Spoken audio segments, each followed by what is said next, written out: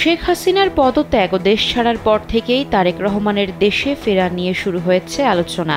দলের ভারপ্রাপ্ত চেয়ারম্যানের প্রত্যাবর্তনের ইতিবাচক খবরে বিএনপি ও অঙ্গ সংগঠনের নেতাকর্মীরা বেশ উচ্ছ্বসিত।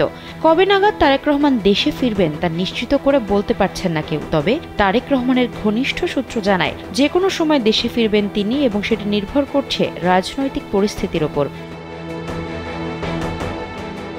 তারেক রহমান 2008 সালে দেশ ছাড়তে বাধ্য হওয়ার পর বিএনপির তরফে বরাবরই বলা হয়েছে তিনি চিকিৎসার জন্য বিদেশে অবস্থান করছেন। 2012 সালে তিনি ব্রিটেনের রাজনৈতিক আশ্রয়ের আবেদন করলে সেটি 1 বছরের মধ্যেই গৃহীত হয় বলে বিএনপির পক্ষ থেকে বলা হয়। ফলে এ সংক্রান্ত কিছু আইনি বিষয় শেষ হলেই দেশে ফিরবেন তারেক রহমান। ক্যামেরা তো দাগ হয় কিভাবে? এই যে ভাবি, দাগও যাবে রাগও যাবে, নিন চাকা সুপার হোয়াইট।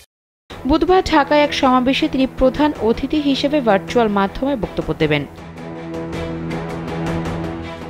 বিএনপি মহাসচিব মির্জা ফখরুল ইসলাম আলমগীর কালবেলাকে জানান তারেক রহমানকে অন্যায়ভাবে মিথ্যা মামলা দিয়ে বিদেশে নির্বাসিত করা হয়েছে। তিনি এ আন্দোলনের সর্বাত্মক সহযোগিতা করেছেন, তাকে অবিলম্বে দেশে ফিরিয়ে আনার জন্য ব্যবস্থা গ্রহণ করা হচ্ছে।